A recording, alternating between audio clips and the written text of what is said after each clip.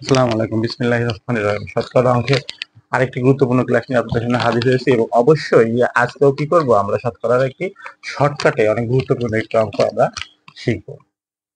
আমরা গত ক্লাসে শতকরা শর্টকাটের একটি আয়তকার ক্ষেত্রে দৈর্ঘ্য এবং বস্তু যদি হ্রাস বৃদ্ধি পায় সেই ধরনের অঙ্ক কিভাবে 2 সেকেন্ডে সমাধান করতে হয় সে সম্পর্কে আমরা আলোচনা করছি। আজকে একই ধরনের অঙ্ক কিন্তু আয়তর জায়গায় শুধুমাত্র বর্গ। একটি বর্গের প্রতি বাহুর দৈর্ঘ্য 10% বৃদ্ধি পেলে ক্ষেত্রফল কত বৃদ্ধি পাবে?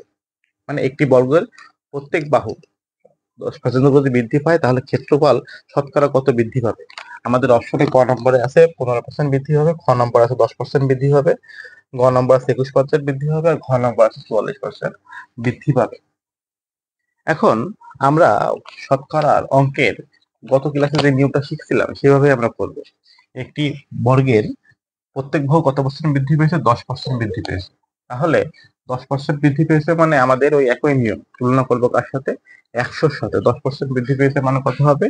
110। আবার কি করবো? ওর সাথে গুণ করবো 110। এখন এই জায়গাটাই আপনারা অনেকে কনফিউজড হয়ে যেতে পারবে। আয়তকার ক্ষেত্রের প্রথম ক্লাসের আমাদের শর্টকাটটা ছিল, সেখানে আপনারা বুঝতে পারছিলেন যে ওই অঙ্কটা ছিল মানে এরকম যে আয়তক্ষেত্রের দৈর্ঘ্য 20% বৃদ্ধি পেয়েছিল, এই জন্য আমরা লিখছিলাম 120, আর প্রস্থ 10% হ্রাস পেয়েছিল বলে আমরা লিখেছিলাম গুণ হচ্ছে 90। কিন্তু এখানে তো বলছে যে একটি বর্গের প্রতি বাহু 10% বৃদ্ধি পেয়েছে, তো বর্গের 10% বৃদ্ধি করলে আমরা 110, 100 সাথে 10 লিখলাম, আবার কেন 110 লিখলাম? এখানে প্রশ্নটা হচ্ছে, এই উত্তরটা হচ্ছে এখানে এরকম যে আমরা যখন বর্গটা থাকবে, এই যে বর্গ কে বলে? বর্গ হচ্ছে যার চারটি বাহু সমান, যার চারটি বাহু সমান, এর প্রত্যেক বাহু যখন দৈর্ঘ্য বরাবর 10% বৃদ্ধি পাবে তখন কি হবে? প্রস্থ বরাবরও কি হয়ে যাবে?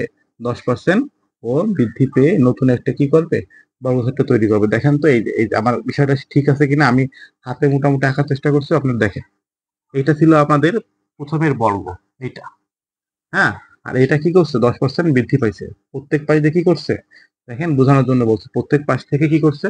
এই বর্গটি 10% বৃদ্ধি পেয়েছে প্রত্যেক পাশে। এই দৈর্ঘ্য বরাবরও 10% বৃদ্ধি পেয়েছে, আর প্রস্থ বরাবরও কি হয়েছে? 10% বৃদ্ধি পেয়েছে। এই জন্য আমাদের অঙ্কটি ছিল এরকম যে একটা আয়তক্ষেত্রের প্রত্যেক বাহু 10% বৃদ্ধি পেলে ক্ষেত্রফল শতকরা কত বৃদ্ধি হবে? তাহলে আয়তকার ক্ষেত্রে আমরা সহজে বুঝতে পারছিলাম, আবার দৈর্ঘ্য এবং প্রস্থ বলা আছে। বর্গের ক্ষেত্রে দৈর্ঘ্য প্রস্থ বলা না থাকলেও এই অংশটি ওর দৈর্ঘ্য, এই অংশটি ওর প্রস্থ সে ধরতে হবে। তো যেহেতু 10% বৃদ্ধি পেয়েছে দৈর্ঘ্য বরাবর, তাহলে লিখছি 100 গুণ 10 সমান 110, আর হচ্ছে প্রস্থ বরাবর 10% বৃদ্ধি মানে 100 গুণ 10, তাহলে কত হয়েছে? 110। এবার এদের যদি আমি গুণ করি কত হবে? 11 11 121। কত হবে? 121। দুইটা সংখ্যা গুণ করলে এই দুইটা সংখ্যা।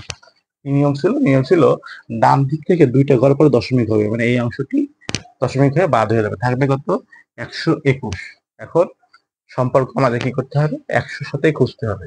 তাহলে 100 থেকে 121 কত বেশি? 21% বেশি আছে। তার মানে 21 বেশি মানে 21% বৃদ্ধি হবে, মানে গ নাম্বার অপশন উত্তর হবে 21% বৃদ্ধি। ধন্যবাদ সবাইকে। যদি আমাদের আজকের ভিডিওটি ভালো লাগে অবশ্যই চ্যানেলটিকে সাবস্ক্রাইব করবেন এবং লাইক কমেন্ট শেয়ার করে